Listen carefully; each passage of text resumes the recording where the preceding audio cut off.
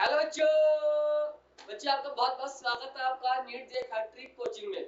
बच्चों हम लोगों ने स्टार्ट किया है क्लास 12 बायोलॉजी और इसमें हम लोगों ने जो चैप्टर उठाया बेटा उसका नाम है जेनेटिक्स। और जेनेटिक्स के अंडर नाम है चैप्टर का प्रिंसिपल ऑफ इनहेरिटेंस। अब इस चैप्टर का अगर बेटा वेटेज देखा जाए तो एग्जाम में आपके एवरी ईयर 3 से लगभग 4 क्वेश्चन यहाँ से आते हैं। 5 भी आ सकते हैं, कोई नहीं है, लेकिन मिनिमम 3 क्वेश्चंस का तो चांस ऐसे रहता है बेटा। क्लियर ना ये? तो मैंने आपको बेसिक टूल्स बेटा जो जेनेटिक्स के लिए कि डोमिनेंस क्या है, रिसेसिव क्या है, जीन क्या है और एलील में डिफरेंस क्या है, कैरेक्टर और ट्रेट इसमें क्या डिफरेंस है, ये मैंने आपको पहले लेक्चर में मैंने आपको आने की बता दिया गया। प्लस पहले लेक्चर में हम लोगों ने ये भी एक्सप्लेन किया था कि जेनेटिक्स की 2 ब्रांच होती है, एक होती है हेरिडिटी और दूसरी है वेरिएशन। हेरिडिटी उसको बोलेंगे बेटा जो कैरेक्टर को बेटा पेरेंट्स से ऑफ स्प्रिंग में लेके आए, यानी इनहेरिटेंस। वेरिएशन बेटा ये 2 तरह का हो सकता है। एक वेरिएशन वो हो सकता है बेटा जो हमारे गैमेट सेल है, जैसे टेस्टिज है, ओवरी है, यानी कि जर्म सेल या जर्मिनल सेल बोलते हैं। इसमें क्या होगा बेटा, यानी कि वेरिएशन हमारा होगा यहाँ पर ड्यू टू गैमेटोजेनेसिस। जबकि दूसरा बेटा इसका पार्ट है यानी कि कंटिन्यूअस वेरिएशन, ये वाला पार्ट। दूसरा है डिसकंटिन्यूअस।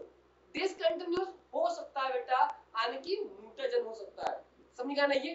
तो ये ऑलरेडी ओवरऑल मैंने आपको व्यू दे दिया जो मैंने पहले लेक्चर में आपको मैंने यानी इंट्रोडक्शन दिया था। मैंने इसको मैंने एक नाम दिया basic tools of genetics. Clear? अब हम लोग बेटा उसी को रिलेटेड मैंने एक बताया था कि मेंडल ने बेटा क्या किया, यानी कि एक फ्लावर लिया, इसका नाम था पी प्लांट्स लिया था, ठीक, उस पे अपना काम किया था उन्होंने, जो मैंने आज मुझे इसको एक्सप्लेन करना है मुझे, ठीक। हाँ, प्लस मैंने प्रीवियस लेक्चर में ये बताया था कि सहवाल काऊ थी जो पंजाब की थी बेटा, और जो इस पे कैसे काम किया था, यानी कि आर्टिफिशियल सिलेक्शन किया था, ना कि नेचुरल, ठीक। और ये क्या कैसी है बेटा, ये है वाइल्ड। क्लियर है ये? और इसमें मैंने बताया था कैसे 3 लीटर से बेटा हम यानी कि 100 लीटर यानी कि किसी काऊ से हम दूध प्राप्त कर सकते हैं, किसके द्वारा, बाय द मेंडल्स लॉ लगाकर। क्लियर है ये? आई, और ये इतना आसान नहीं है बेटा जो मैंने बोल दिया बेटा, इसको करने के लिए बहुत सारी टेक्निक चाहिए। समझ गया ना ये? इसको बोलते हैं इन विट्रो बोलते हैं। क्लियर नहीं है? हाँ, इसके आगे भी चैप्टर में दे रखा है नेक्स्ट, ठीक है बेटा। हाँ, तो अब बेटा हम बात करते हैं कि मेंडल्स के कुछ है इनहेरिटेंस। इनहेरिटेंस मेंडल ने कैसे इसके बारे में बताया है, इसको पढ़ने के लिए बेटा कुछ आपको बेसिक चीजें पता होनी चाहिए, तब आप इसको अच्छे से आपको इसको जो है रीड कर पाओगे। 2 पॉइंट बेटा एग्जाम के पॉइंट में से कि पहला पॉइंट तो बेटा ये है कि आपको एनसीईआरटी लाइन टू लाइन पढ़ना आना चाहिए, पहली बात। दूसरा पॉइंट कि एनसीईआरटी जो लाइन पढ़ रहे हैं उनका मीनिंग आपको पता होना चाहिए, उनका समझा हुआ होना चाहिए, क्योंकि एनसीईआरटी बहुत शॉर्ट टर्म में है और जो एनसीईआरटी क्वेश्चन आते हैं वो ditto line to line questions आते हैं। भले ही आपको एनसीईआरटी समझी पूरी है, लेकिन आपने एनसीईआरटी लाइन टू लाइन नहीं पढ़ी है तो बेटा क्लियर है कि आपके क्वेश्चंस अनगत हो सकते हैं। क्लियर? तो एक ही बात है बेटा कि एनसीईआरटी समझो और जितना हो सके एनसीईआरटी लाइन टू लाइन पढ़ना सीखिए बेटा। नहीं हो तो पढ़िए इसको, अभी टाइम है, क्योंकि बहुत सारे questions NCERT line to line उठ के आते हैं। क्लियर? हाँ, तो बेटा देरी ना करते हुए स्टार्ट करते बेटा, यानी कि मेंडल्स लॉ इनहेरिटेंस। तो सबसे पहले बेटा माइंड में हमारा ये घूमता है बेटा कि मेंडल ने जो काम किया था वो काम किस पे किया था। मेंडल ने जो काम किया था बेटा वो किया, इसका नाम है बेटा मटर की फली, यानी कि पी बोलते हैं इसको, ठीक। बहुत फेवरेट बेटा सब्जी बेटा ये। तो आइए बेटा उसी फेवरेट तरीके से बेटा इसका स्वागत भी किया जाए, ठीक। तो आइए उठाते हैं बेटा गार्डन्स पी, यहाँ बेटा उठाते क्या बेटा हम लोग, ये गार्डन्स की बेटा अच्छा नहीं लग रहा है बेटा, काला काला दिखेगा नहीं ना, तो आइए बेटा इस कलर को बेटा सिलेक्ट करते हैं ग्रीन वाले, ठीक। हाँ, और यहाँ बेटा क्या हमारे पास पी, ये हमारे पास गार्डन्स पी है। तो गार्डन्स पी क्यों ली, तो कुछ इसकी बेटा बेसिक फीचर्स है, तो वो बेसिक फीचर्स आपको पता होना चाहिए, और एक दो फीचर मेंडल ने यहाँ पर लिख दिए हैं, ठीक। तो इनके अलावा हमको पता होना चाहिए कि इसके फीचर क्या है। तो आइए देखते हैं गार्डन्स पी के क्यों मेंडल ने आखिर मटर ही अपने एक्सपेरिमेंट में क्यों नहीं ली। दूसरा प्लांट क्यों नहीं लिया, इन्होंने मटर ही क्यों ली अपने एक्सपेरिमेंट में, इसका रीजन बेटा यहाँ से मिलेगा आपको। ठीक बेटा, ये आइए स्टार्ट करते हैं बेटा, क्लियर। हाँ बिल्कुल बेसिक से उठाएंगे बेटा, हर चीज एनसीईआरटी निकाल लीजिए प्लीज, क्योंकि जो मैं रीड कराऊंगा तो वो एनसीईआरटी आपके टेबल पे होने चाहिए, क्योंकि जो पॉइंट लिखे एनसीईआरटी में लिखे, अलग से प्लीज आप कॉपी मत बनाइएगा, वरना एग्जाम के टाइम बहुत कंफ्यूज हो गए कि आप एनसीईआरटी रीड करें क्या हम नोट्स रीड करें। जो टीचर लिखवाए उस नोट्स को एनसीईआरटी बगल में लिख लीजिएगा या फिर पेज वहीं चिपका लीजिएगा। क्लियर, इतना प्लीज मेरा आपसे निवेदन है, आपके ये आपको एग्जाम के नजदीक आपको पहुंचा देगा ये रूल्स आपको। ठीक बेटा, आइए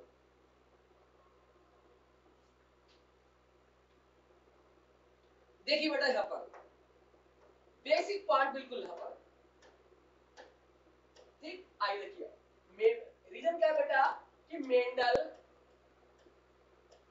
यानी कि मेंडल सिलेक्टेड एज पी। ठीक, मेंडल ने मटर को क्यों सिलेक्ट किया अपने एक्सपेरिमेंट में, ये बेटा रीजन है इसका। तो पहला बेटा इसका क्या है, यहाँ पर रूल क्या बेटा, पहला है कि बेटा आप बताओ बेटा, जो प्लांट हम स्टडी करें तो हम बेटा स्टडी उस पे करेंगे जिसकी लाइफ स्पान 100 साल है या 50 साल, हम तो उस पे करेंगे ना जिसकी लाइफ स्पान कम से कम है, ताकि हम अपने जीवन काल में अधिक से अधिक एक्सपेरिमेंट कर चुके ना। तो मेंडल का यही था पर्पज कि हमें वो प्लांट सेलेक्ट करें जिसका लाइफ स्पान कम से कम हो, और जिनका लाइफ स्पान बेटा 1 साल के अंडर होता है उनको अपन बोलते हैं एनुअल प्लांट बोलते हैं। क्या बोलते हैं इसको, एनुअल प्लांट। पहला पॉइंट बेटा ये है यानी कि एनुअल प्लांट्स जिनका जीवन काल 1 साल के अंदर ही कंप्लीट हो जाए। तो एनसीईआरटी बेटा एनुअल प्लांट्स इसको बोल दिया गया है यानी कि क्या है इसका, यानी कि शॉर्ट लिव्ड यानी कि इसका जो जीवन काल है बेटा वो बहुत ही कम है बेटा। वो कितना है बेटा, वो लगभग है 2 से 3 मंथ, 2 से 3 मंथ का इसका जीवन काल होता है, जिससे मेंडल अपने समय में काफी एक्सपेरिमेंट इस पे कर लेंगे। क्लियर बेटा, ये पहला पॉइंट ये है।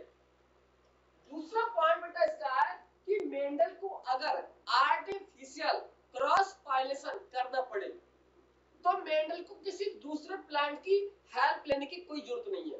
क्यों, क्योंकि ये प्लांट बेटा है बाइसेक्सुअल, इनके पास मेल और फीमेल फ्लावर दोनों होते हैं, इससे चांस होता है हम कि हम किसके द्वारा हम क्रॉस पॉलिनेशन करवाएं और किसके द्वारा क्रॉस ना करवाएं, ड्यू टू इमस्कुलेशन सीखेंगे कुछ पल बाद। ठीक, तो बेटा ये दूसरा पॉइंट है पर ये कि क्या बेटा ये बाइसेक्सुअल प्लांट होता है, ये बाइसेक्सुअल प्लांट।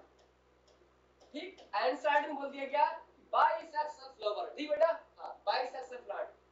इसके द्वारा क्या होगा बेटा, बाइसेक्सुअल तो क्या होगा यहाँ पर, bisexual plants hence be use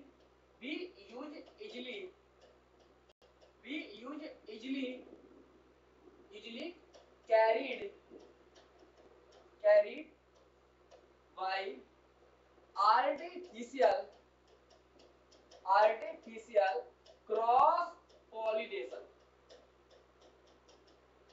हम आर्टिफिशियल क्रॉस पॉलिनेशन आसानी से बेटा कर सकते हैं, समझिएगा ना। ये ड्यू टू इमस्कुलेशन मतलब removal of anther immature stage is called इमस्कुलेशन। फिर आज फीमेल पार्ट है उसको ढक दिया बेटा, उसको बोलते हैं बैगिंग। बस कुछ पल बाद सीखेंगे। ठीक, पहला पॉइंट तो क्या बेटा बाइसेक्सुअल प्लांट बताइए। दूसरा पॉइंट बेटा यहाँ पर आता है बेटा, यहाँ पर ठीक यानी कि इमस्कुलेशन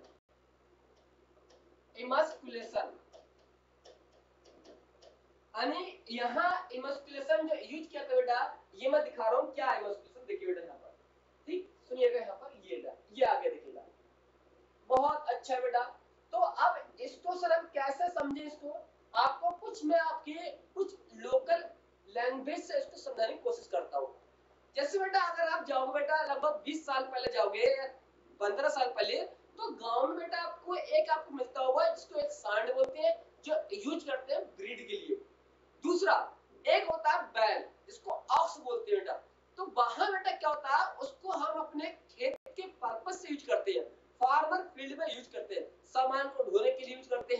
या खेत में अनाज को ढोने के लिए यूज करते हैं। ठीक, अब दोनों में डिफरेंस क्या है बेटा? पर ये एक बुल है और एक क्या है बेटा?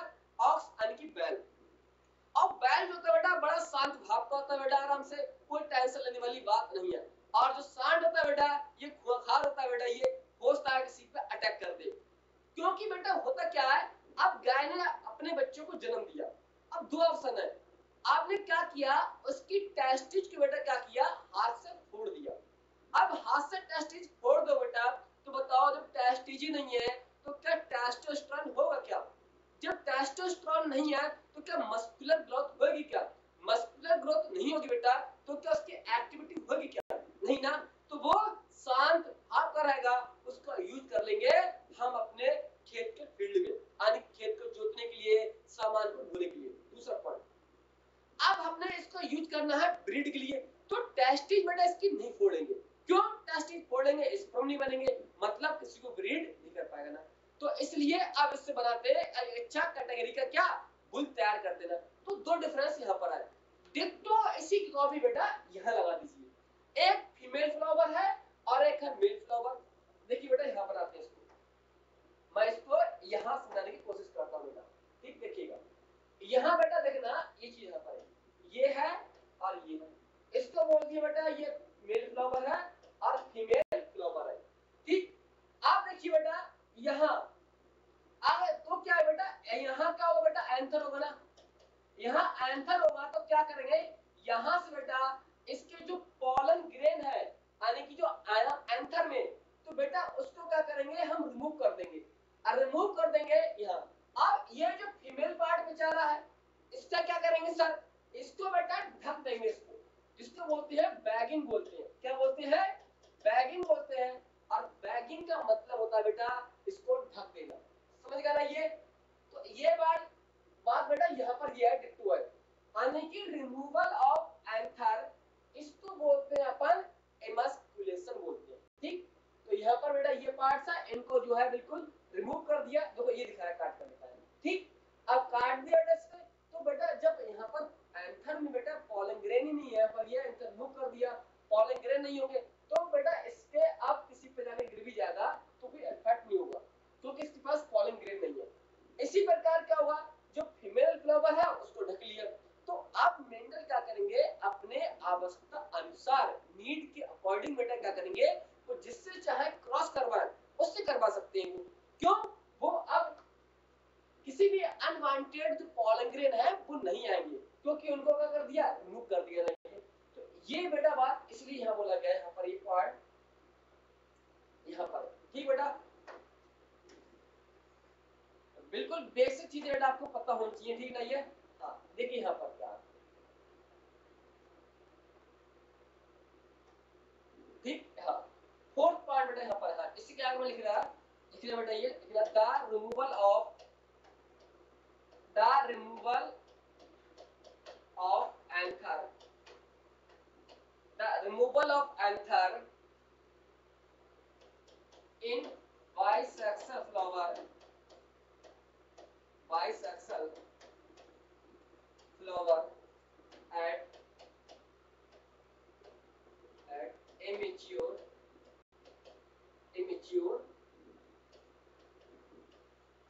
स्टेज। ठीक बेटा, STAG इमेच्योर स्टेज में रिमूव कर देंगे, उसको बोलते हैं बेटा इमस्कुलेशन बोलते हैं। ठीक है ना ये? हाँ। और बेटा यहाँ पर चौथा पॉइंट यहाँ पर ये यानी कि बैगिंग।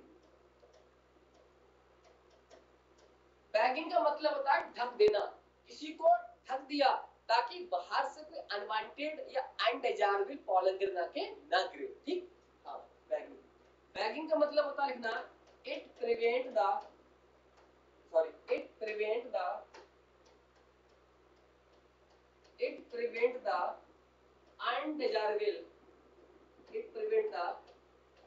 undesirable, un बेटा इसको मैंने बेटा थोड़ा गलत लिख दिया, ये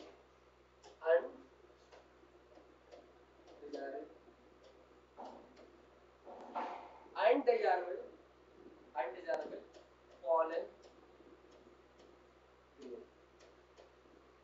ठीक, हाँ, एंड प्रिवेंट द अनडिजायरेबल बेटा, अनडिजायरेबल अनडिजायरेबल, इसको बेटा फिर से ठीक कर लो, ये अनडिजायरेबल ऐसा होगा, ये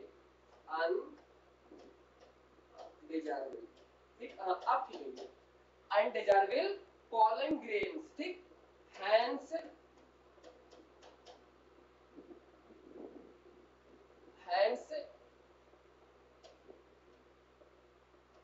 promote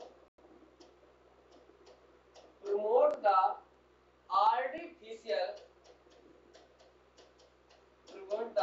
artificial cross pollination, ठीक। यानी ये क्या रोकेगा, यानी अनडिजायरेबल जो पॉलन ग्रेन है उनको रोकेगा, ताकि हम आर्टिफिशियल क्रॉस पॉलिनेशन करवा सकें, उसको बोलते हैं बेटा बैगिंग बोलते हैं, ठीक। अब फिर एक बार लेके आ गए बेटा पॉलन ग्रेन, अब दोबारा फिर ढकोगे ना उसमें, फिर उसको बोलते हैं रीबैगिंग बोलते हैं, ठीक है ये। हाँ, इस तरह आपको यहाँ पर चीजें पता होनी चाहिए। पांचवा बेटा कैरेक्टर क्या इसका, ये यानी इनका जो एक्सपेरिमेंट था बेटा, वो experiment at large sampling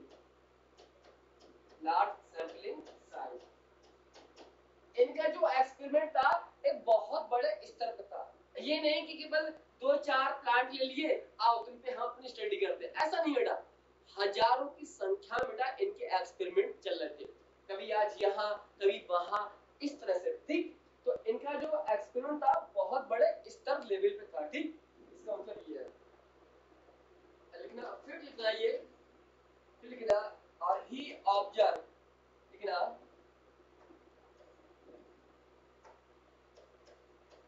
his observe that large amount of data, he observed large amount of data। बच्चों डाटा का मतलब होता है रिकॉर्ड, ठीक ना, ये रिकॉर्ड, यानी कि जो अपने एक्सपेरिमेंट में मेंडल देख रहे थे तो उसको देखा, तुम उसको रीड कर लिया, फिर देखा, फिर रीड कर लिया, ऐसे करते करते एवरी डाटा का रिकॉर्ड उनके पास था, डाटा, ठीक। Record large amount of data record in his experiment, ठीक। बड़ा एक्सपेरिमेंट है, ठीक। हाँ, ये इनके थे टीचर थे यहाँ पर ये, और छोड़ी बेटा दूसरा पार्ट है, ये मेंडल ने और क्या किया था बेटा, इन्होंने यूज किया था, यानी कि यूज एक बेटा बुक होती है जिसको बोलते हैं स्टैटिस्टिकल बेटा, ये मैथ की बुक होती है, स्टैटिस्टिकल मैथ बुक, ये बेटा आंसर ने लिखा है, इसका मतलब है आप 11-12 अगर मैथ से किया होगा तो ये बुक पता होगा आपको, ये मैथ की बुक होती है, क्यों, क्योंकि बेटा इन्होंने अप्लाई किया था यानी काउंटिंग करने के लिए, यानी जो पन्नेट स्क्वायर दिया था रेजिनेंट्स ने, तो वहां अपना यूज करने के लिए, तो इसलिए वहां मैथमेटिक्स अप्लाई होती, तो उसका यूज किया यानी मैथमेटिक्स, कि नहीं, ये इतना पॉइंट यहाँ पर दे रखे हैं। और बेटा सबसे इंपॉर्टेंट पॉइंट तो ये बेटा पर, ये 7th 8th लिखना, use the true breeding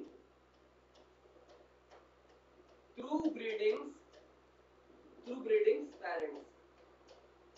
बच्चों इसका मतलब पता है, ट्रू ब्रीडिंग पेरेंट्स का मतलब होता है बिल्कुल प्योर पेरेंट्स, यानी होमोजाइगस पेरेंट्स, ठीक। इसका मतलब होता है, अब बच्चों पेरेंट्स को बच्चों लाइन बोलते हैं, पेरेंट्स को लाइन बोल सकते हैं, इंडिविजुअल हो सकते हैं, क्योंकि आंसर ने लिखा है true breeding line, true breeding plant, ठीक। तो प्लांट हमारा इस समय क्या बेटा पेरेंट्स है ना, ये तो इसी को बेटा क्या बोलते हैं, लाइन को इंडिविजुअल कह सकते हैं, ऑरिजिन कह सकते हैं, पेरेंट्स कह सकते हैं, ठीक। लाइन का मतलब ये होता है, ये नहीं कि एक लाइन खींच दी बेटा, वो लाइन नहीं है ना, ठीक। हाँ, अब इसका दूसरा नाम होता है बेटा, इसको बोल सकते हैं यानी कि प्योर पेरेंट्स भी बोल सकते हैं, ठीक। ये नाम बेटा इसका, इसी का नाम है प्योर पेरेंट्स, जो आगे आप सीखोगे, ठीक बेटा। ये हाँ, इतने पॉइंट्स यहाँ पर है, ये इसके यानी कि मेंडल के अपने एक्सपेरिमेंट में, ठीक। पहला बेटा क्या है यहाँ पर, ये पहला बेटा यहाँ पर आइडिया ये देखना ये कि एनुअल प्लांट जो मटर लिया था वो शॉर्ट लिव था, आने 2 से 3 मंथ था, जिससे अपने एक्सपेरिमेंट लार्ज नंबर पे अपने प्राप्त कर ले बेटा। फिर बेटा बाइसेक्सुअल प्लांट था ये, इससे क्या होगा अपने आसानी से उस पे क्या कर लेंगे बेटा ये आर्टिफिशियल क्रॉस पॉलिनेशन कर लेंगे, ठीक है ये। हाँ फिर कहा है इमस्कुलेशन का मतलब होता है बेटा रिमूवल ऑफ एंथर। एंथर बेटा की वो पार्ट होता है जहां पर पॉलन ग्रेन बनते हैं, और ये एंजियोस्पर्म चैप्टर बेटा वहां आपने पढ़ा होगा, ठीक है ये। अनकीन बाइसेक्सुअल फ्लावर यानी इमेच्योर एंथर को रिमूव करना, ठीक है ये इमेच्योर स्टेज है बेटा, ठीक। फिर बैगिंग का मतलब होता है बेटा यानी प्रिवेंट करने के लिए अनडिजायरेबल इनको पॉलन ग्रेन को, ठीक है ये। इस प्रकार बेटा तो क्या होगा हम आर्टिफिशियल क्रॉस पॉलिनेशन करेंगे, जिसको चाहेंगे उसको बुलाएंगे पॉलन ग्रेन को, ठीक। हाँ फिर इसके बाद क्या करेंगे इनका जो एक्सपेरिमेंट था बेटा ये एक बहुत लार्ज सैंपलिंग साइट पे था ये, यानी बहुत बड़े स्तर पर इनका एक्सपेरिमेंट था ये। इससे क्या हुआ ज्यादा बड़े स्केल पर होगा तो इनको अपना ज्यादा तजुर्बा होगा, ज्यादा आइडिया होगा इनको, ठीक है ना ये। तो ये लिखा है observe that large amount of बेटा डाटा का है या रिकॉर्ड का है, ठीक। हाँ इन हिज एक्सपेरिमेंट, ठीक। फिर लिखा है इन्होंने बेटा एक मैथ की बुक यूज की थी जिसका नाम है बेटा स्टैटिस्टिकल बुक, ठीक है ना ये मैथ की बुक होती है बेटा, ठीक मैथमेटिक्स। और इन्होंने बेटा यूज किया था थ्रू ब्रीडिंग पेरेंट का है, थ्रू ब्रीडिंग लाइन का है या प्योर पेरेंट्स का है अपने इनके एक्सपेरिमेंट में। और इनका जो एक्सपेरिमेंट था बेटा वो एक्सपेरिमेंट 7 साल एक्सपेरिमेंट था, लिख लो उसको जाए कितना था बेटा ये अनकी 7 ईयर बेटा इनका जो था एक्सपेरिमेंट था बेटा।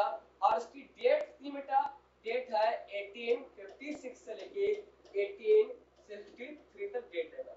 और ये नीट 2017 में या 18 में आपके एग्जाम में ये क्वेश्चंस बेटा आया है। यहाँ बेटा कितना होगा 7 साल और डेट याद करना बेटा 56 से 63, ठीक। इस डेट पर उन्होंने काम किया था, 7 साल लग गए अपने एक्सपेरिमेंट को डिफाइन करने के लिए। और इसके बावजूद बेटा जब तक थे जीवित तब तक इनको कोई भी क्रेडिट नहीं मिला था, वो क्रेडिट मिला बेटा इनका मरने के बाद। अब आगे पढ़ोगे जो और साइंटिस्ट थे उन्होंने इनके फील्ड पे काम किया था, समझ गया ना ये। क्योंकि उस समय बेटा इलेक्ट्रॉन माइक्रोस्कोप मीडिया वगैरह नहीं था ताकि ये फेमस वगैरह हो सकते बेटा, ठीक बेटा ये इतने पॉइंट्स यहाँ पर जो मेंशन है, ठीक इतना नोट कीजिए इसको। बेसिक पॉइंट बेटा ये एक एक पॉइंट बेटा आपको नोट होना चाहिए बेटा ये, जिससे क्या होगा आपके यहाँ पर ये पता होना चाहिए, ठीक। आइए अब बेटा यहाँ पर आइएगा, ठीक। यहाँ पर देखिए सुनिएगा यहाँ पर क्या है। आइए इसको बेटा मैं एक बार रीड कर देता हूँ, ठीक है नहीं है क्योंकि एनसीईआरटी रीड करना बहुत जरूरी है बेटा ये। आइए एनसीईआरटी को रीड करना बहुत जरूरी है इसको। देखिए बेटा एनसीईआरटी को रीड करना, ये रीड मैंने ऑलरेडी कर चुका हूँ बेटा, समझ गए ना ये। हाँ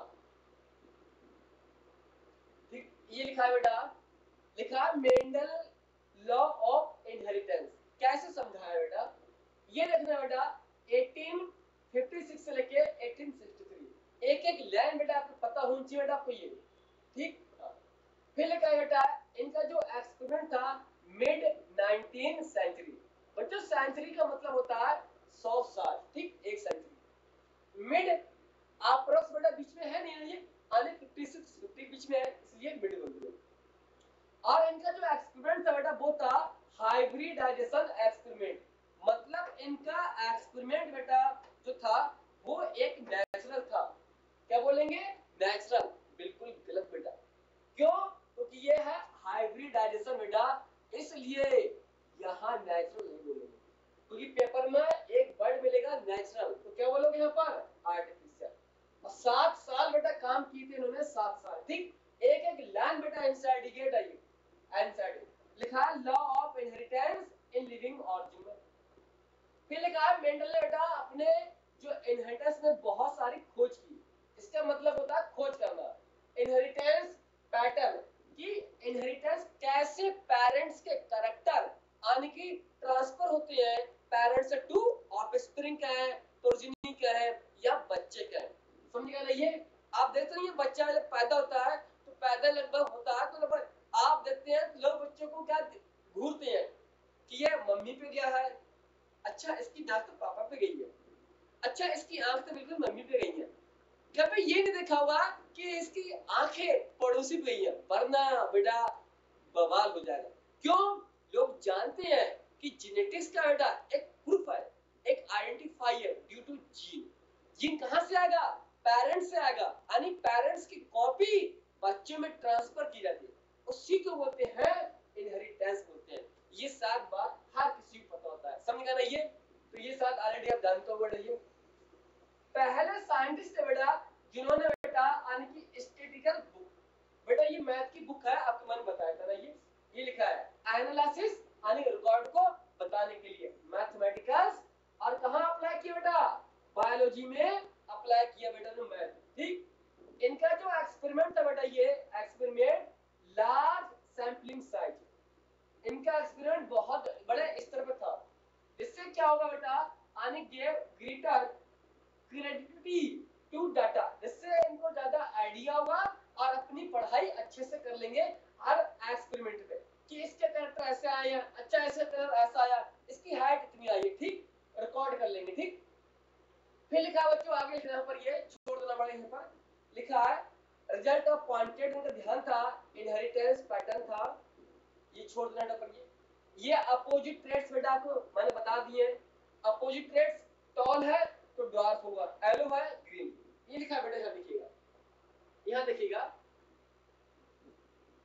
यहाँ देखिए बेटा, ये देख रहे हो बेटा, ये लिखा है बेटा, ये क्या बेटा हम पर लिखना, ये डोमिनेंट्स है और ये रिसेसिव।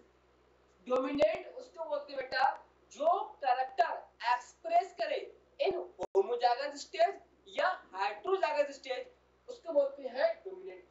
वो कैरेक्टर जो only express in homozygous stage, heterozygous में बेटा स्टेज में वो डोमिनेंट मतलब अपना इफेक्ट, अपना असर शो नहीं करेगा।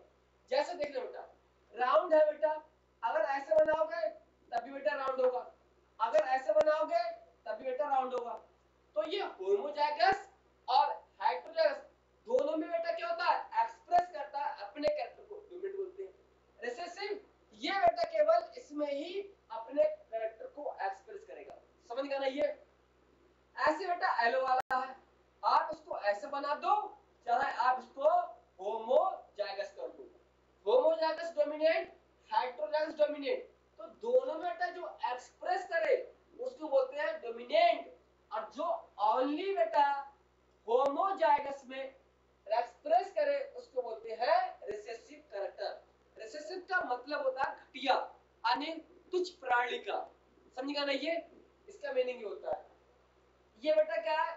रिसेसिव है। ये वॉलेट कैसा बेटा? ये यानी कि डोमिनेंट है। ये फुली मटर है, ये पिचकुई मटर बेटा है। ये इसको तब मार्केट में लोगे बेटा क्या तो बेकार मटर है ना। ये ऐसे यहाँ देखना बेटा, ये मटर हरी मटर होगी तो अच्छी होगी सब्जी बेटा, ये मटर सूख गई बेटा, वर्ड का मतलब होता है बेटा फली।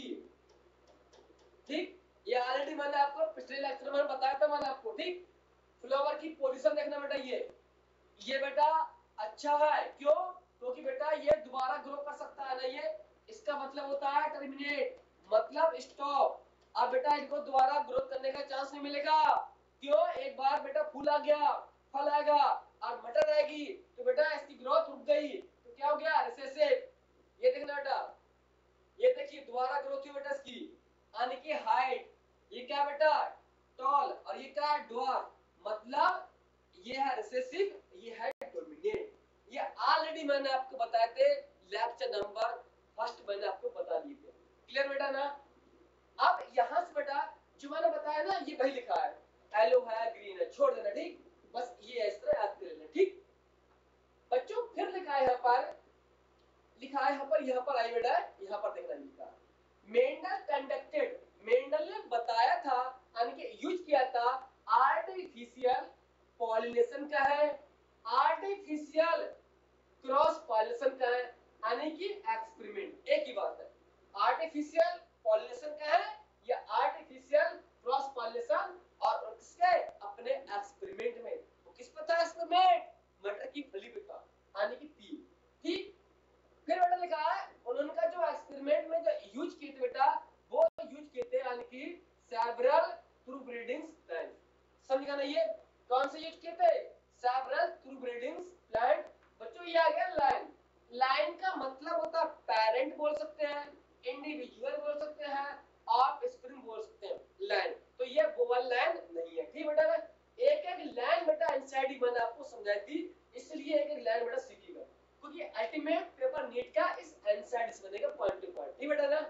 आइए यहाँ देखिए इसको, हर चीज बेटा आपको ये पता होनी चाहिए, ठीक बेटा। ये आइए यहाँ पर आइए बेटा, ये लिखा है थ्रू ब्रीडिंग लाइन, हाँ भाई रिपीट कर दिया, ये कंटिन्यू सेल्फ पॉलिनेशन। तो नीट में बेटा क्वेश्चन आ सकता है कि Mendel use first time cross pollination या फर्स्ट टाइम सेल्फिंग, तो क्या लगाओगे आप? First time artificial cross pollination, then use selfing का है, ये सेल्फ पॉलिनेशन का है। क्लियर? तो पहले बेटा यूज किया था आर्टिफिशियल सिलेक्शन, फिर किया था सेल्फ पॉलिनेशन। अभी पढ़ाऊंगा आपको, टेस्ट करवाऊंगा पर ये तब ठीक बेटा। ये हाँ अनस्टेबल ट्रेट वही है बेटा, पेरेंट्स से बेटा बच्चों में जाता कोई चेंज नहीं होता है ड्यू टू गैमेट अनि in the form of gene. ठीक, फिर लिखा है बेटा expression for several generation. Mendel ने बेटा कितने यूज किए थे? 14 थ्रू ब्रीडिंग स्पीड वैरायटी। ठीक, हाँ समझ गया ना? ये वैरायटी का मतलब होता है बेटा ट्रेड्स, ठीक ना? ये पेयर्स थे जो सिमिलर थे, बस एक्सेप्ट वन कैरेक्टर को छोड़ के, जिनको क्या बोलते हैं बेटा? कंट्रास्टिंग ट्रेड बोलते हैं। जैसे टॉल है तो दूसरा क्या होगा बेटा? ड्वार्फ होगा ना। तो एक हमारे पास कैरेक्टर क्या बेटा? हमारे पास है हाइट का, और इसके ट्रेड कितने? दो, एक टॉलनेस हो सकता है, दूसरा ड्वार्फनेस हो सकता है। इसी प्रकार अगर कोई कलर का है बेटा, कलर का कैरेक्टर है ना, तो कलर का कैरेक्टर बेटा एक हो सकता है बेटा ट्रेड इसका, मानते हैं येलो, तो दूसरा क्या होगा बेटा? ग्रीन। ठीक, ये ऑलरेडी मैं आपको पहले बता चुका हूं प्रीवियस लेक्चर में। अब इसके बाद बेटा यहाँ पर मेंडल ने ये लिखा है 7 पेयर यानी क्या? Contrasting trade. ठीक, हाँ ऑलरेडी देखिए बेटा, यहाँ देखना है सब, देखिए यहाँ पर ये कितने बेटा कैरेक्टर कितने हैं? कैरेक्टर है बेटा यहाँ पर 7। तो अब बेटा ये ट्रेड कितने बेटा? 7। ये ट्रेड कितने बेटा? ये 7। तो 7 ट्रेड रिसेसिव, 7 डोमिनेंट ट्रेड, तो कितने हो गए? यानी 14 है ट्रेड और 7 है कैरेक्टर। और मैंने बताया था कि एक कैरेक्टर के पास 2 ट्रेड होते हैं, एक जीन के पास 2 एलील होते हैं। क्लियर? ये सब मैं आपको पूरा इंट्रोडक्शन लेक्चर फर्स्ट में आपको मैंने डिफाइन किया था, इसलिए नाम बोला मैंने basic tools for genetics. Clear बेटा? आइए अब मेंडल ने आखिर इनको किस किस क्रोमोसोम का आधार मान के पढ़ाई की थी, वो हमें सीखना है पर।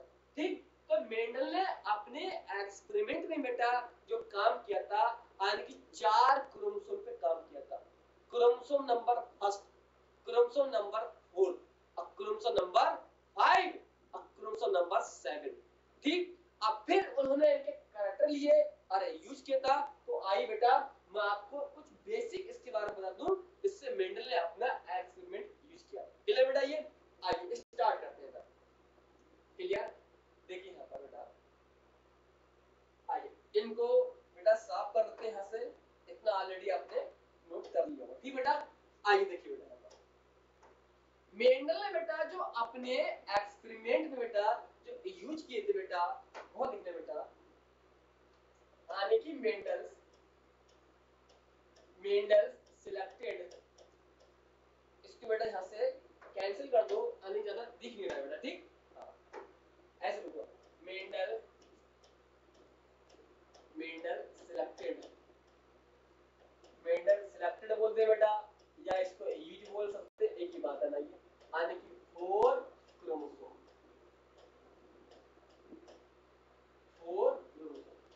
यानी मेंडल ने बेटा अपने जो एक्सपेरिमेंट था वहां 4 क्रोमोसोम पे अपना एक्सपेरिमेंट पूरा किया था। कौन कौन से क्रोमोसोम बेटा? यहाँ देखना बेटा, यानी कि लिखना बेटा हमारा क्रोमोसोम। ठीक, और ये बेटा मैं पहले बोल रहा हूँ, ये सब अपनी एनसीईआरटी को लिखना, अलग से प्लीज मत बनाइए कॉपी वगैरह। ठीक, क्रोमोसोम नंबर बेटा यहाँ पर है बेटा, यहाँ देखना इसको। ठीक, क्रोमोसोम नंबर बेटा वो है बेटा फर्स्ट है, क्रोमोसोम नंबर बेटा 4th है, अब क्रोमोसोम नंबर बेटा 5 है, अब क्रोमोसोम नंबर 7 है। 1 2 3 4, यानी कि 4 क्रोमोसोम पे काम किया था। ठीक, आइए फिर लिखिए कैरेक्टर लिखना कि किस क्रोमोसोम के बेटा इन्होंने कितने कैरेक्टर लिए थे,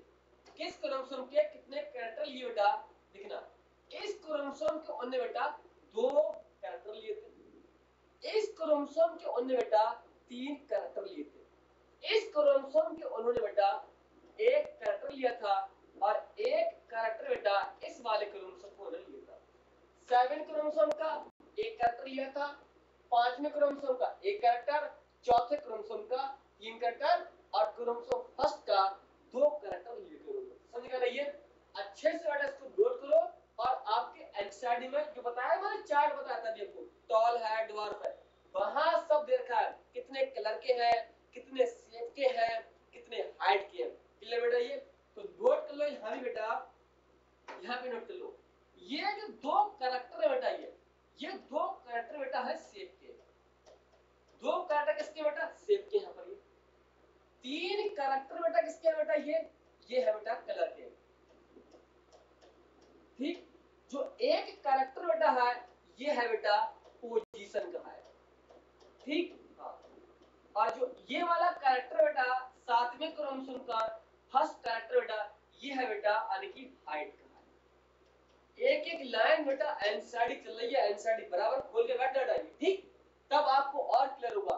समझ गया ना? ये हाँ, तो मेंडल ने जो यूज किए थे बेटा यानी कि 4 क्रोमोसोम पे अपनी पढ़ाई की थी, यानी कि मटर पे, यानी कि गार्डन स्पी पे 7 साल लग गए एक्सपेरिमेंट को डिफाइन करने के लिए। मर गए लेकिन तब भी डिफाइन नहीं कर पाए। क्यों? उस समय मीडिया नहीं था, इलेक्ट्रॉन माइक्रोस्कोप वगैरह ऐसी कोई भी इन्वेस्टमेंट नहीं था। ये तो मेंडल के जाने के बाद ऊपर फिर और साइंटिस्ट ने इस पे काम किया, तब पता चला कि मेंडल भाईजान ने जो काम किया था वो डिट्टो कॉपी था, मतलब 100% सही है, कोई गलत नहीं है। ठीक बेटा? ये इसलिए लिखना चाहिए। और मेंडल का कहां पैदा हुए, कहां जन्म हुआ, ये मत पढ़ना बेटा। ठीक, हाँ, नोट करो अच्छे से बेटा इसको, ये बहुत बेसिक पॉइंट है। समझेगा ना? ये और एनसीईआरटी बेटा ये दे भी रखा है, पर ये सब देखा। आइए मैं रिपीट कर दूं आपको कितना।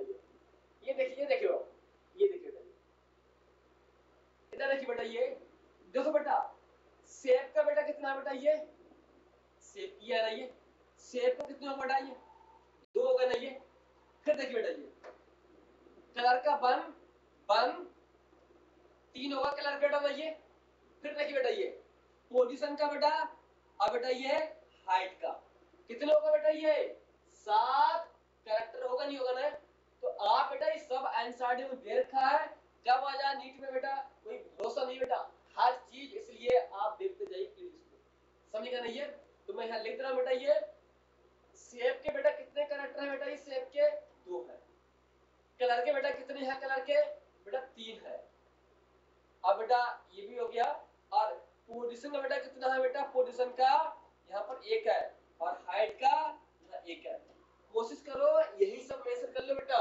हाइट का 1 ही है, पोजीशन का 1 है, कलर के 3 है, 1 2 3 3 हो गए, शेप का 1 और 1 2 2 हो गए। क्लियर? क्वेश्चन आ सकते हैं एग्जाम में, नीट में बहुत इंपोर्टेंट चांस बेटा। ये ट्रेड कितने हो बेटा? ये 7 7 14 हो गए। क्लियर ना? ये कैरेक्टर 7 2 3 5 5 और एक 6 और एक 7। समझ गया ना? ये आइए बेटा, अब इतना सब कुछ जानने के बाद बेटा आइए अब हम बढ़ते हैं, आपको एक स्टेप आगे बढ़ते हैं। समझ गया ना? ये यानी कि कंट्रास्टिंग ट्रेड क्या है? ये ट्रेड कितने बेटा? ये है 7 पेयर, मतलब 14 ट्रेड है, 14 ट्रेड। समझ गया ना? ये अब कितने हैं बेटा? यहाँ पर ये कैरेक्टर कितने हैं? ये 7 कैरेक्टर है, 1 2 3 4 5 6 7। समझ गया ना? ये कंट्रास्टिंग ट्रेड, प्रत्येक कैरेक्टर के बेटा कितने हैं? एक टॉल होगा, एक कैसा होगा? ड्वार्फ। तो बेटा जो लेफ्ट वाले हैं ना, ये वाले जो इस साइड में है बेटा, ये इनको बोलते हैं बेटा रिसेसिव बोलते हैं। ठीक, और जो इस साइड में बेटा ये वाले हैं, इनको बोलते हैं बेटा डोमिनेंट बोलते हैं। क्लियर? ठीक, हाँ। जैसे हाइट का लंबा होगा, अच्छा होगा, मतलब डोमिनेंट। ड्वार्फ होगा, बोना होगा, आने घटिया रिसेसिव। फ्लावर का कलर वॉयलेट होगा, डोमिनेंट, हाइट होगा रिसेसिव। फ्लावर की पोजीशन एक्सियल होगा तो क्या होगा? डोमिनेंट होगा। टर्मिनल का मतलब होता है रुक जाना, ग्रोथ। क्लियर? आने की रिसेसिव। पोड का शेप आने इनफ्लेटेड का मतलब होता है फूली हुई मटर, रिसेसिव है, ये डोमिनेंट। पोटैटो का कलर, मटर की फली बेटा ग्रीन होगी तो अच्छी होगी, अब पीली होगी बेटा खराब मटर होगी, रिसेसिव, ठीक, ये डोमिनेंट। सीड का शेप गोल मटोल सीड होगा बेटा, अच्छा होगा राउंड, और पिछला मटर होगा दाना बेटा कैसा होगा, खराब होगा, रिसेसिव। सीड का कलर येलो होगा तो अच्छा होगा, और ग्रीन होगी मतलब खराब है, मतलब रिसेसिव है। ये ऑलरेडी सब इस तरह डिफाइन कर लेना, समझ गए ना ये। आइए अब हम लोग जानते हैं इसके बारे में कि इनहेरिटेंस ऑफ वन जीन। ये इनहेरिटेंस ऑफ वन जीन क्या बेटा, यानी कि मोनोहाइब्रिड क्रॉस क्या है, इसके बारे में आपको मैं रीड करवाऊं बेटा। उससे पहले आइए मैं इसको समझाता हूं आपको पूरा प्रूफ देखिए सर कैसे, तब आपको तो एक एक पॉइंट रीड करवाता हूं कि बेटा ये आइए बेटा इसको देखना, इसको एक एक पॉइंट बेटा एनसीईआरटी से लाया हुआ, इसलिए प्लीज एनसीईआरटी को अपने टेबल पे रखना बेटा इसको, ये क्योंकि एनसीईआरटी है तभी जो है आपकी चीजें क्लियर हो पाएगा। क्लियर बेटा ये, आइए देखिए बेटा यहाँ पर समझ गए ना ये, देखिए बेटा यहाँ पर क्या है ये, सुनिएगा यहाँ पर, देखना बेटा क्या है ये, ठीक। मोनोहाइब्रिड क्रॉस का होता है, mono hybrid, mono hybrid cross. बेटा मोनोहाइब्रिड क्रॉस का मतलब होता है बेटा, लिखिए बेटा यहाँ पर पॉइंट क्या है, इसका मतलब होता है बेटा लिखना वन जीन। मोनोहाइब्रिड क्रॉस का मतलब क्या होता है बेटा, वन जीन बोल सकते हैं ये, मोनोहाइब्रिड क्रॉस यानी कि हम वन जीन बोल सकते हैं। और बेटा वन जीन में कितने होते हैं बेटा, यानी कि 2 एलील होते हैं, वन जीन में 2 एलील होती है। इसी प्रकार हम बोल सकते हैं बेटा यहाँ पर ये वन कैरेक्टर बोल सकते हैं, इसको यहाँ लिख लियो बेटा, पर ये आ नहीं पाएगा, ठीक है ना, ये यहाँ लिख लो इसको, यानी कि वन कैरेक्टर। और बेटा वन कैरेक्टर बोल सकते हैं, मतलब यहाँ क्या बेटा, यानी कि 2 होंगे ट्रैक। मोनोहाइब्रिड, मोनो का मतलब वन जीन और वन कैरेक्टर, एक जीन में 2 एलील और एक कैरेक्टर में 2 ट्रैक, समझ गए ना ये, यानी कि one pair of track, one pair, ठीक। एनसीईआरटी में इस तरह भी लिखा है एनसीईआरटी, ठीक है ना ये। हाँ अब देखिए मोनोहाइब्रिड को हम लोग कैसे इसको समझने की कोशिश करते हैं, ठीक है ये, आइए लिखते हैं। सबसे पहले बेटा आपको मैं यहाँ पर यूज करवाता हूँ, पर देखना पेरेंट्स। सबसे पहले यहाँ बोलेंगे हम लोग, यानी कि प्योर पेरेंट्स, प्योर पेरेंट्स। बेटा इसको प्योर पेरेंट्स क्या है, या कह सकते हैं true breeding parents. True breeding का मतलब होता है होमोजाइगस पेरेंट्स, क्लियर ना ये। तो बेटा यहाँ बोल सकते हैं हम होमोजाइगस, होमोजाइगस पेरेंट बोल सकते हैं, ठीक। और ये सब नाम बेटा एनसीईआरटी में है, अभी मतलब रीड करवाए थे, या इसको बोले true breeding, true breeding line का है, या ट्रू ब्रीडिंग पेरेंट्स का, ठीक। 3 नाम है, तीनों का मतलब एक है, प्योर पेरेंट्स का है, होमोजाइगस पेरेंट्स का है, ट्रू ब्रीडिंग है, क्लियर। आइए आप बेटा यहाँ देखना, इनको सिलेक्ट करता हूँ यहाँ पर मैं, ठीक। सुनिए बेटा यहाँ पर देखना, यहाँ मैंने ले लिया बेटा ये वाला और ये वाला, यहाँ ले लिया मैंने बेटा ये वाला और ये वाला, ठीक। इसको मैंने बोल दिया बेटा, यहाँ देखना इसको, ये है बेटा, इसको बोल दिया बनाने की डोमिनेंट है, ठीक। ये है बेटा रिसेसिव है, ठीक। ये क्या है, रिसेसिव, ये है बेटा रिसेसिव, ठीक। यानी कि होमोजाइगस रिसेसिव पेरेंट्स और होमोजाइगस डोमिनेंट पेरेंट, ठीक। तो ये चीजें बेटा किसके लिए है, इस सारी की सारी चीजें इनके लिए, यानी इसके लिए, ठीक। आइए इसका हमने क्या करवाया, इसको बेटा पहला मैंने क्रॉस करवाया ना, तो मेंडल ने पहले जो करवाया बेटा उसको बोलते हैं आर्टिफिशियल क्रॉस पॉलिनेशन। क्या बोलेंगे, आर्टिफिशियल क्रॉस पॉलिनेशन। तो मेंडल ने क्या यूज किया बेटा, पहले बोलोगे कि मेंडल ने प्योर पेरेंट्स यूज किए थे,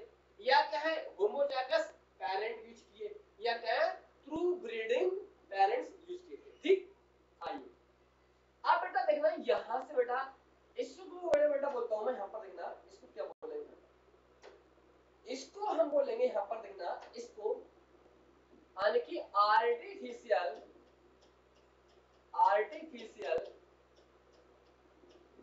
क्रॉस पॉलिनेशन।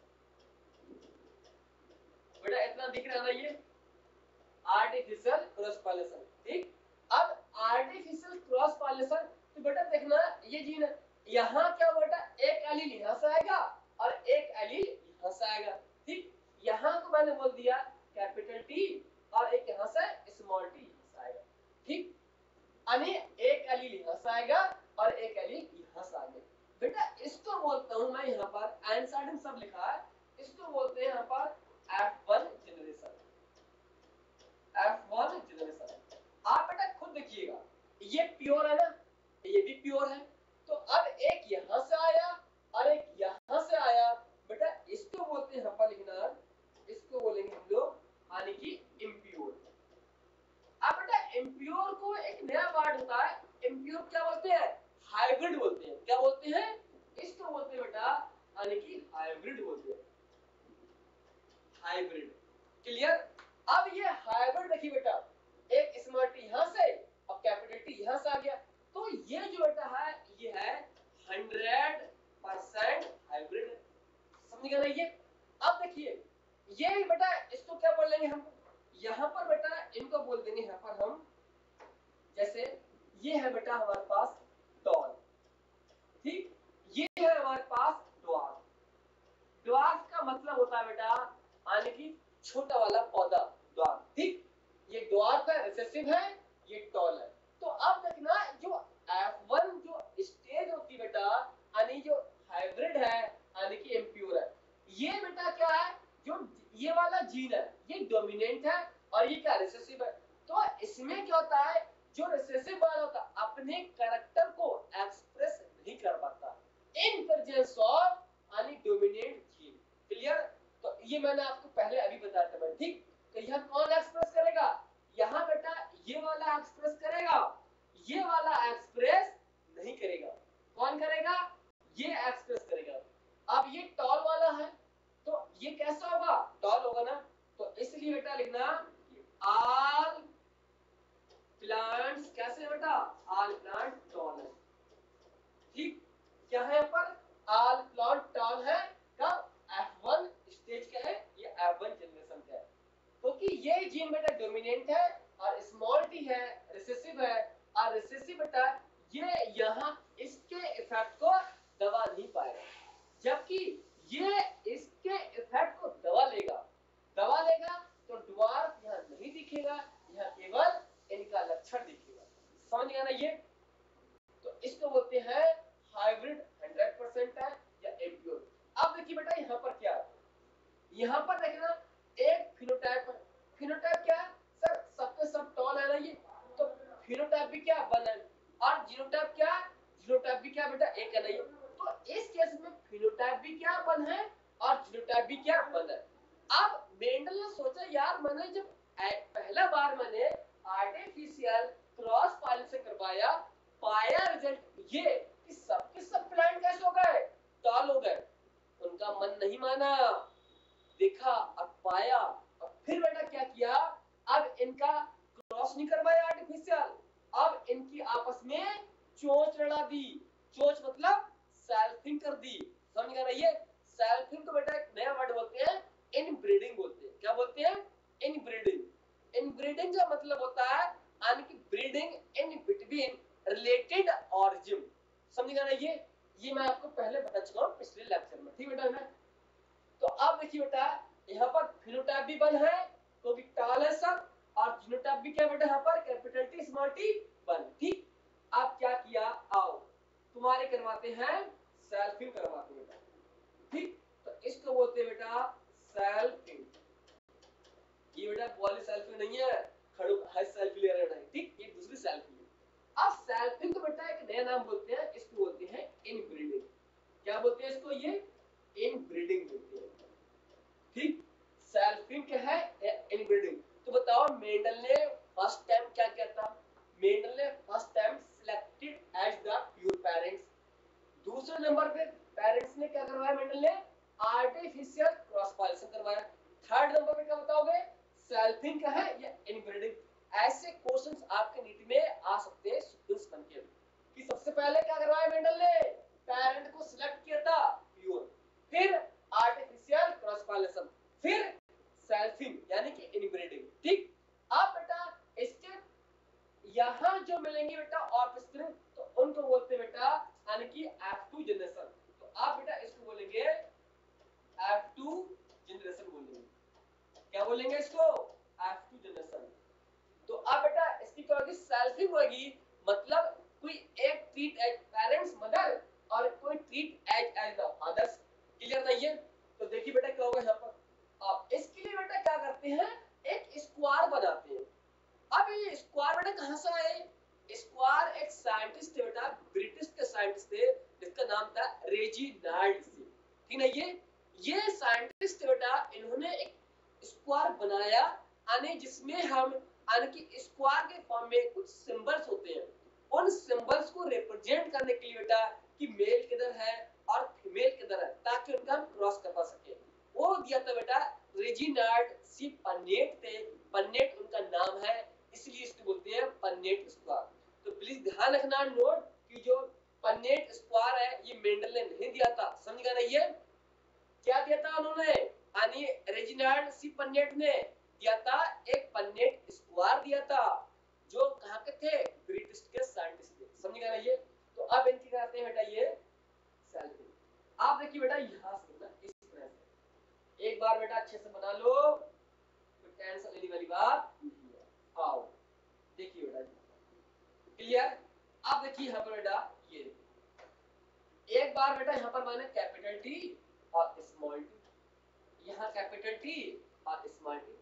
सर आपने दोनों सेम को लिख दिए, आप इधर भी इधर, अरे बेटा मैं इनकी चोट चढ़ा रहा हूँ, मतलब सेल्फिंग कर रहे हैं, आपस में इनकी ब्रीडिंग कर रहे हैं। ठीक, देखिए अब बेटा क्या होगा, यहाँ से ये जीन और यहाँ से ये आएगा, तो कैपिटल टी और कैपिटल टी, यहाँ से स्मॉल टी कैपिटल टी, तो यहाँ से कैपिटल टी और स्मॉल टी।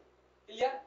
यहाँ से स्मॉल टी और यहाँ से कैपिटल टी, तो यहाँ से बेटा आएगा ये आ जाएगा, यहाँ से स्मॉल टी और यहाँ से स्मॉल टी, यहाँ से बेटा ये आ जाएगा। क्लियर? आप देखोगे बेटा यहाँ पर, ये देखिए बेटा यहाँ पर, तो यहाँ से बेटा क्या मिलेगा आपको, यहाँ से देखना ये कितने बेटा, ये 25%, 25% बेटा ये वाले हैं, 25% बेटा ये वाले हैं, दिख रहा बेटा ना ये, और 25% बेटा ये वाले हैं। सर ये आपने परसेंटेज कैसे निकाला आपने, अभी बेटा देखिएगा यहाँ पर, देखिएगा 1 2 3 4 आना ये। अब देखिए बेटा यहाँ पर एक बार पॉइंट और लिख दूं, ये बेटा कैसे होंगे यहाँ पर, ये होंगे बेटा यहाँ पर टॉल, ये कैसे होंगे बेटा यहाँ पर यानी कि टॉल, ये कैसे होंगे यहाँ पर सर टॉल होंगे, ये वाला साला टॉल नहीं होगा, ये बौना होगा, घटिया होगा, ये मतलब ये होगा बेटा ड्वार्फ वाला होगा, समझ गए ना, DWRF। ठीक, ड्वार्फ। तो बेटा ये देखिएगा यहाँ पर, आप देखिए यहाँ से मैं आपको समझाऊं कैसे, ये कितना बेटा, ये एक है ना, ये आओ एक लिखो यहाँ पर, यानी कैपिटल टी कैपिटल टी, यानी बन बेटा ना ये, बेटा दिख रहा ना ये, आइए यानी कि एक चारों में बेटा एक है ना, ये मैंने एक लिख दिया बेटा, है कितने ये, ऐसे करके 4 आना टोटल, तो यहाँ मैंने 4 लिख दिया। आप बेटा इसको परसेंटेज में लाने के लिए बेटा क्या करोगे, 100 से मल्टीप्लाई करोगे, जब 100 से बेटा मल्टीप्लाई करोगे तो बेटा कितना आ गया, ये 25% आएगा, नहीं आएगा ना, तो ये सब क्या है बेटा, ये 12 है नहीं ना, 12। अब बेटा ये कितने, एक और एक, ये यानी 2 है, 2 कितने में, 4 में है ना ये, तो इसको क्या बोला बेटा यहाँ पर, ये 2 ये है कैपिटल टी और स्मॉल टी, कितने में बेटा ये टोटल 4 में है ना, तो बेटा ये कितना आ गया, ये 100 से इसके नीचे 2 आएगा और 100 को काटोगे कितना होगा 15 है, ये यहाँ पर 50% आ गया बेटा, ये भी टॉल है। फर्क इस बात का है बेटा, ये होमोजाइगस टॉल है, ये हेटेरोजाइगस टॉल है। क्लियर है? ये ऐसे बेटा ये देखना, ये वाले यहाँ पर आने, ये कितना बेटा यहाँ पर, ये 1 स्मॉल टी, ठीक, लेकिन कितने में बेटा ये यानी कि 1/4, ठीक बेटा इसका इसका निकालोगे परसेंटेज 25% आएगा। ये क्या है बेटा, ये है ड्वार्फ। ठीक, अब आप देखोगे सर यहाँ पर कि एक टॉल आया ये, और यहाँ पर दो टॉल यहाँ पर आएगा डाला ये। यहाँ देखिए एक यहाँ पर ये है, दो यहाँ पर ये है, और एक यहाँ पर ये, समझ गया ना ये। तो टॉल बेटा कितने हो गए यहाँ पर, टॉल हो गए बेटा कितने हो गए, 3 हो गए ना। ड्वार्फ कितने हो बेटा यहाँ पर, ये ड्वार्फ कितने बेटा 1 है ना। जो चीज बाहर से हमें ऑब्जर्व हो उसको बोलते हैं फिनोटाइप बोलते हैं। क्या बोलते हैं, फिनोटाइप बोलते हैं। तो कि 1 2 3 है ना, तीनों टॉल है ना ये, तो इसको बोल दी मैंने टॉल। एक क्या ड्वार्फ है ना, तो इसको बोल दी मैंने एक ड्वार्फ है बेटा। इसको बोलते हैं हम लोग यानी कि फिनोटाइप बोलते हैं, फिनोटाइप। क्या बोलते हैं इसको, फिनोटाइप। फिनोटाइप का मतलब होता है यानी किसी को एक्सटर्नली यानी बाहर से कैसे दिखने में लग रहा है, समझेगा नहीं है। आप बेटा देखिए जीनोटाइप का ऐड कर दे, जीनोटाइप एक, अब बेटा एक कितने बेटा 2 है ना ये, और ये कितना 1 है ना ये। तो जीनोटाइप बेटा कितना आ रहा है यहाँ पर ये, यानी कि एक बेटा क्या है यहाँ पर कैपिटल टी, कैपिटल टी। ठीक, दो क्या है बेटा यहाँ पर कैपिटल टी, स्मॉल टी, जबकि एक क्या है बेटा यहाँ पर ये स्मॉल टी, स्मॉल टी, समझ गए ना ये। तो बच्चों इसको मैं बोलता हूँ यहाँ पर बेटा ये है जीनोटाइप। ये क्या बेटा, ये है जीनोटाइप। इतना दिख रहा है बेटा ना ये। हाँ फिर देखना बेटा ये टॉल बेटा यहाँ पर कितने है, 1 और 1 3 हो गए ना टॉल। एक क्या बेटा ये ड्वार्फ है ना ये, तो एक लिख दिया। तो आप देखो कि सब बाहर से दिखने में हमें लग रहा है बेटा कि एक प्लांट बेटा ये है, एक प्लांट ये है, और एक प्लांट ये है, जबकि एक प्लांट बेटा जो है ये है छोटा प्लांट है। छोटा प्लांट मतलब ये वाला कितना बेटा 1 है ना, ये कितने है बेटा ये 3। तो आप लोगों से बाहर से देखने पे मुझे ऐसा लग रहा है कि 3 प्लांट क्या टॉल है, एक प्लांट का ड्वार्फ है। तो जो बाहर से दिखने पे लगे अपन उसको बोलते हैं बेटा फिनोटाइप बोलते हैं। क्या आप यहाँ से बता सकते हैं क्या, क्या ये हाइब्रिड है, क्या ये पेरेंट की तरह है, क्या ये हाइब्रिड है, नहीं ना। ये तो हमें पता चलेगा with the help of genotype देख के ना, कि कौन पेरेंट्स पे गया है, कौन पेरेंट की तरह नहीं है ना। तो आप देखो बेटा अगर पेरेंट्स की बात करूं बेटा यहाँ पर देखना, तो ये वाला बेटा ये वाला और ये वाला, ये दो गए बेटा अपने पेरेंट्स की तरह गए हैं, यानी कि पेरेंट्स। ये भी बेटा क्या गया है, अपने पेरेंट्स की तरह गया ना, ये यानी कि पेरेंटल किया है। क्यों, और ये क्या बेटा ये वाला है बेटा नॉन पेरेंटल। नॉन पेरेंटल क्या है इसको बेटा, या बोल सकते हैं रिकॉम्बिनेंट। इतना बड़ा दिख रहा है ये। हाँ रिकॉम्बिनेंट क्या है, नॉन पेरेंटल बोल सकते हैं। और लिख लेना बेटा यहाँ पर, इसको और बोलते हैं बेटा यानी कि हाइब्रिड भी बोल सकते हैं इसको। 3 नाम है बेटा इसके, नॉन पेरेंटल या रिकॉम्बिनेंट या हाइब्रिड। इसका एक ही नाम है पेरेंट्स, ये बेटा एक है पेरेंट्स। तो देखिए बेटा पेरेंट्स हमने क्या यूज किए थे, होमोजाइगस टॉल प्लांट और होमोजाइगस रिसेसिव पेरेंट्स मैंने यूज किए थे बेटा। ये देखिए यहाँ पर, ये देखिए बेटा ये पेरेंट्स है नहीं बेटा, ये देखिए प्योर पेरेंट्स देखिएगा, ये देखना प्योर पेरेंट्स, प्योर पेरेंट्स ये। तो ये पेरेंट्स बेटा कितने हमारे पास 2 है ना, एक होमोजाइगस डोमिनेंट और ये होमोजाइगस रिसेसिव पेरेंट्स है। तो बेटा ये देखिए यहाँ पर ये, अब पेरेंट्स कितने यहाँ पर देखिए बेटा ये पेरेंट्स है ना pure homozygous dominant, pure homozygous recessive. तो 2 पेरेंट्स के कैरेक्टर है, अब 2 हैं जो बाहरी कैरेक्टर है ड्यू टू एनवायरनमेंट की वजह से आए हैं, समझ गए ना ये।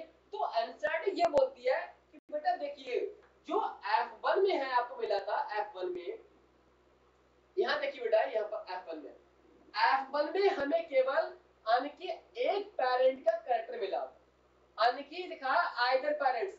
आइदर का मतलब है बेटा यानी कि या तो ये और ये, लेकिन टी वाला क्या कैपिटल डोमिनेंट है, तो ये टॉल है ना ये। तो ये F1 में केवल हमें एक पेरेंट का कैरेक्टर मिला, वो कौन सा बेटा टॉल वाला ना। जबकि F2 में बेटा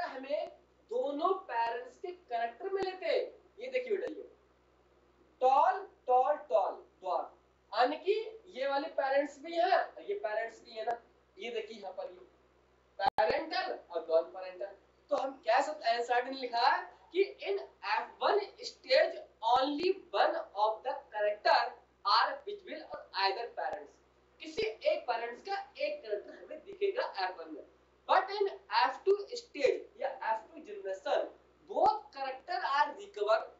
ये बेटा देखिएगा ये वाला, और ये भी आ गया, ये था ऑलरेडी पहले, अब ये आ गया।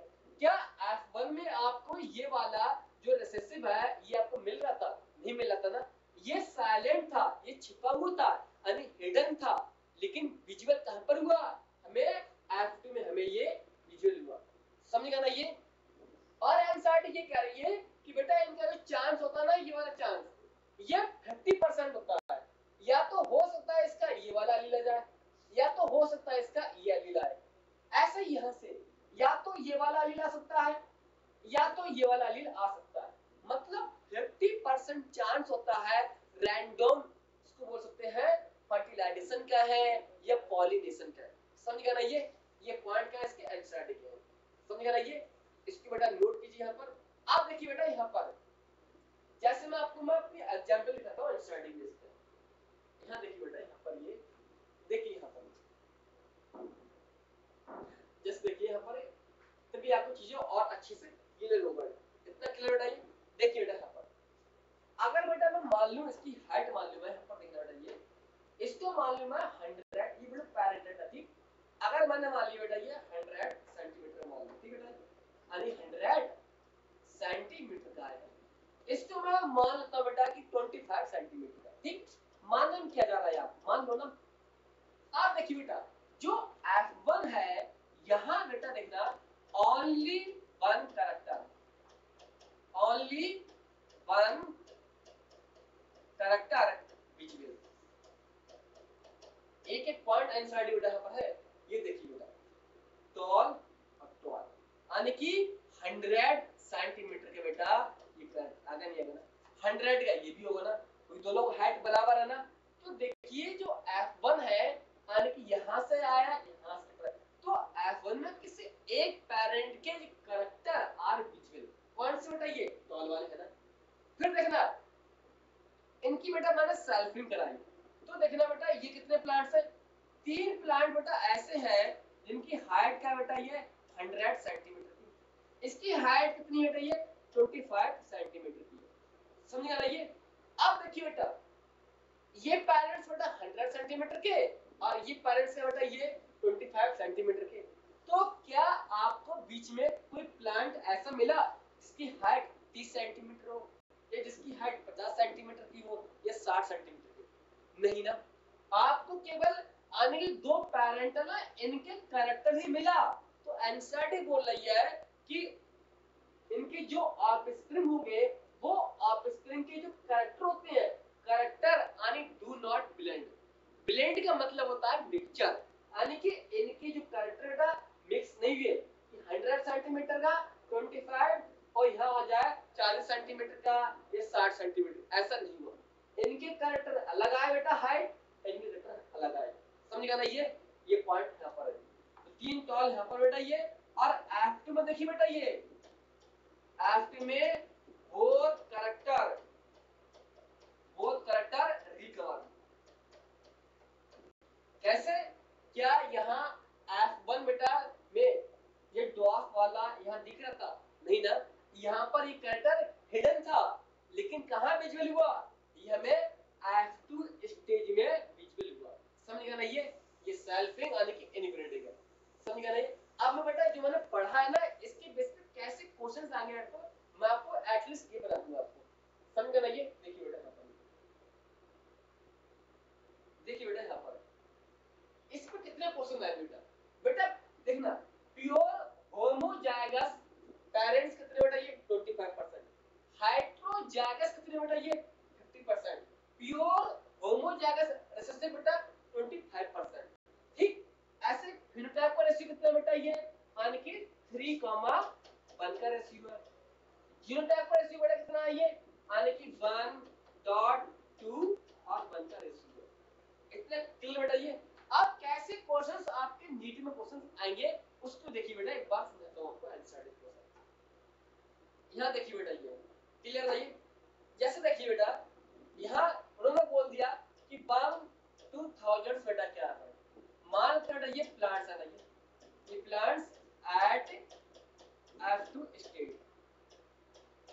हम बात कर रहे हैं मेंडल की, पूरा मैं इसकी लैंग्वेज नहीं लिखूंगा, आपको समझा रहा हूँ, हिंट्स दे रहा हूँ, ठीक है बेटा। ये अब इतने प्लांट्स दे दिए, अब इसमें से बेटा पूछेगा कि बताओ कि इतने प्लांट्स में यानी कि मोनोहाइब्रिड यानी क्रॉस, मोनोहाइब्रिड क्रॉस करवाया मेंडल ने। एक्टिव का मतलब होता है यानी कि सेल्फिंग, समझ गया ना ये। तो अब बताओ बेटा इसमें, इस वाले में यानी कि pure homozygous, pure homozygous recessive plants कितने होंगे, ठीक। अब इतने प्लांट दे दिए, तो अब पूछा कि मोनोहाइब्रिड क्रॉस में F2 स्टेज में कितने प्लांट होंगे जो होमोजाइगस रिसेसिव होंगे, जैसे स्मॉल टी। क्लियर बेटा। अब इतना पता है कि सर इनकी वैल्यू कितनी होती है 25%, मतलब 1/4, ठीक। देखिए बेटा ये कितने बेटा, ये आने की इतने प्लांट एग्जाम्पल हमको दिए हैं। अब पूछ रहा है कि इसमें से रेसिसिव प्लांट कितने होंगे बेटा, याद करो बेटा। ये देखिए 1/4 25%, तो इसको बेटा लिखो 1 लिखो, स्मॉल टी और नीचे लिख दो बेटा 4, समझ गया ना ये। या आप इसकी जगह डायरेक्ट 25 भी रख सकते हैं, ये डायरेक्ट रख सकते हैं बेटा, ठीक। तो बेटा यहां से बेटा इसका जो सॉल्व करोगे कैलकुलेशन, तो कैलकुलेशन आपको कैसे आएगी, 4 से काटा बेटा कितना जाएगा, ये यानी कि 2 बार जाएगा ना, ये 2 बचेगा यानी कि 5, 2 बचेगा यानी कि 6, समझ गया ना ये। यहाँ 4, अच्छा 4 से कट रहा है ना, 4 से कटोगे यहाँ पर, ये 4 दूनी कितने 8 हो गया, पर 2 बच गया, ये 4 5 20 और 2 कितने हो गए यहाँ पर, एक मिनट इसको यहाँ से काटता हूँ मैं, 1 2 4 और यहाँ से बेटा काटेंगे इसको 1/4, 4 से, तो यहाँ से कितना आएगा बेटा, ये 4 से, हाँ ठीक है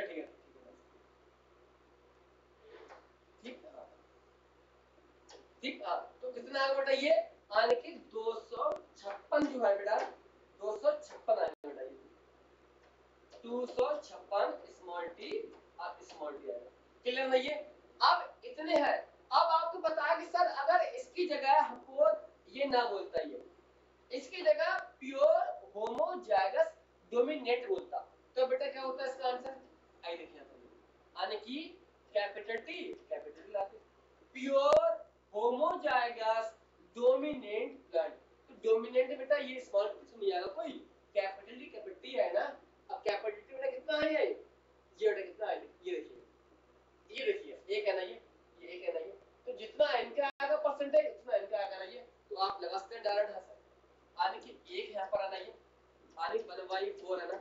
अब सीड कितने बेटा, ये यानी कि 1024 कितना आएगा बेटा, ये 256 आएंगे, समझ गए बेटा ये, यानी दोनों कैपिटल, ठीक। अब इतना पता है, अगर आपसे ये पूछ लिया बेटा, ये यानी कि हाइड्रोजाइगस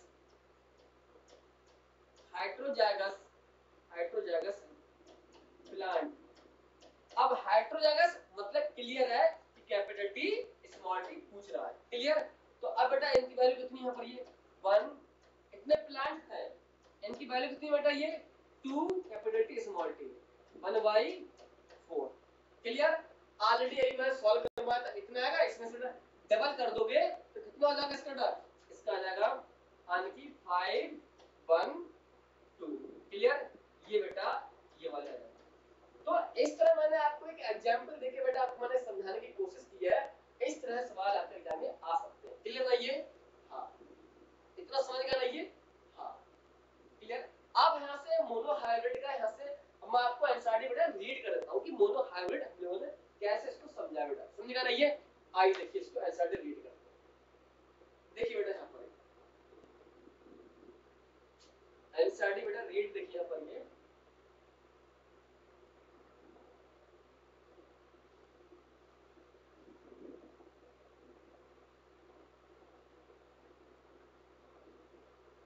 एनसीईआरटी बेटा रीड, ये देखिए यहाँ पर, ये हाँ मेंडल है लॉजिक यहाँ पर लिख दिया मैंने यहाँ पर, ये और इसको लिखना बेटा यहाँ पर, ये हाँ यहाँ पर ये इसको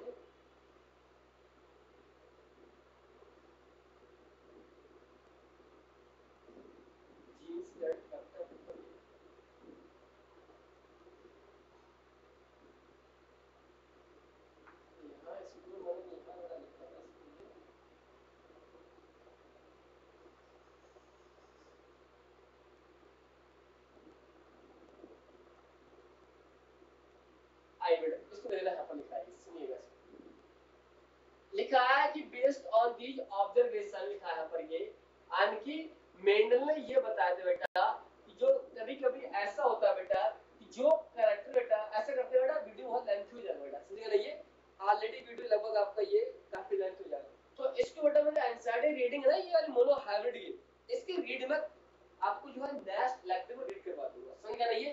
हाँ, फिर एक बार आपको मैं इस पे फिर से आपको रिव्यू दे दूंगा, ठीक? हाँ, वीडियो लेंथ हो जाएगा, इसको यहीं इसको रोकते हैं, ठीक? बाकी मिलते हैं नेक्स्ट में।